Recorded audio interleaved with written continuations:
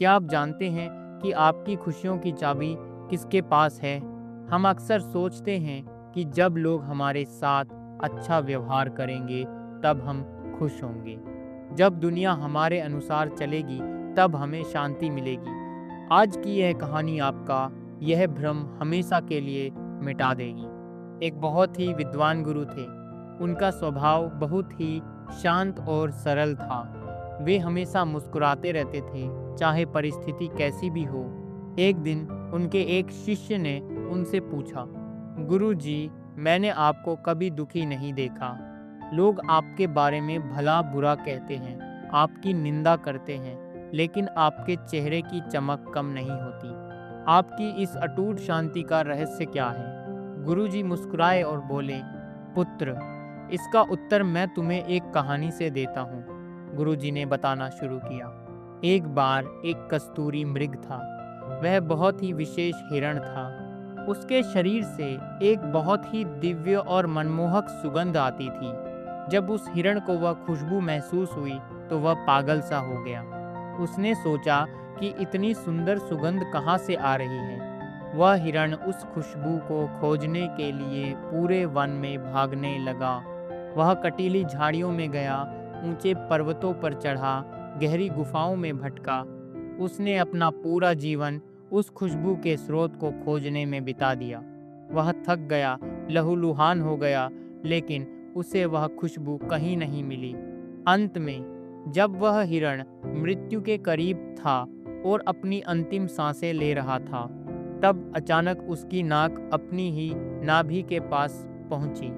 उसे यह देखकर बहुत आश्चर्य हुआ कि वह सुगंध जिसे वह पूरी दुनिया में खोज रहा था, वह तो उसके अपने ही अंदर से आ रही थी।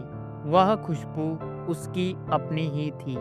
गुरुजी ने शिष्य की आंखों में देखते हुए कहा, पुत्र, हम इंसान भी बिल्कुल उस हिरण की तरह हैं। शांति और सुख की सुगंध हमारे अपने अंदर ही मौजूद है, लेकिन हम उसे बाहर की दुनिया में खोजते हैं। हम सोचते हैं कि कोई दूसरा इंसान हमें सम्मान देगा तो हम खुश होंगे, कोई हमारी प्रशंसा करेगा तो हमारा मन शांत होगा। लेकिन सच तो ये है कि दूसरा इंसान तुम्हें वही दे सकता है जो उसके पास है, वह नहीं जो तुम्हें चाहिए। गुरुजी ने आगे एक बहुत ही गहरी बात कही। मान लो तुम रास्ते से जा रहे हो और कोई तुम्हें एक उपहार देता है, लेकिन तुम उस उपहार को लेने से मना कर देते हो, तो बताओ वह उपहार किसके पास रहेगा? शिष्य ने कहा, गुरुजी, वह उपहार उसी व्यक्ति के पास रहेगा जिसने उसे देना चाहा था। गुरुजी बोले, बिल्कुल सही। ठीक इसी तरह जब कोई तुम्हारी निंदा करता है, तुम्हें अपशब्द कहता है या तुम्हें दुख देना चाहता है, तो वह तुम्हें एक मानसिक उपहार दे रहा होता है। अगर तुम उसे स्वीकार नहीं करते, अगर तुम उस पर कोई ध्यान नहीं देते, तो वह अपमान और वह दुख उसी इंसान के पास वापस चला जाता है। तुम्हारी शांति तब तक भंग नहीं हो सकती जब तक तुम खुद उसे दूसरों के हाथों में न सौंप दो। मैंने अपनी शांति की चाबी अपने पास ही रखी है।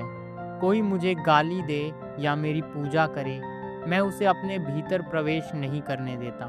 मैं अपनी आत्मा के सुख में ही मग्न रहता हूँ। दोस्तों, यह कहानी हमें आत्मनिर्भर होना सिखाती है। आज हम दूसरों के शब्दों के गुलाम बन गए हैं। किसी ने बुरा कहा तो हम पूरा दिन दुखी रहते हैं। किसी ने तारीफ की तो हम अहंकार से भर जाते हैं। इसका मतलब है कि हमारा अपने आप पर कोई नियंत्रण नहीं है। याद रखिए, सुख कोई ऐसी वस्तु नहीं है जो बाजार में मिले या कोई दूसरा आपको दान में दे। सुख आपके मन की एक स्थिति है। जैसे वह कस्तूरी मृग अपनी सुगंध के लिए खुद जिम्मेदार था, वैसे ही आप अपनी खुशी के लिए खुद जिम्मेदार हैं। बाहर की दुनिया में शांति खोजना बंद कीजिए, अपने भीतर झांकिए। ईश्वर ने आपके हृदय में सुख का एक अटूट स्रोत दिया है। जब आप दूसरों की बातों पर ध्यान देना छोड़ देंगे और खुद से प्रेम करना सीखेंगे, तो दुनिया की कोई भी शक्ति आपको विचलित नहीं कर पाएगी।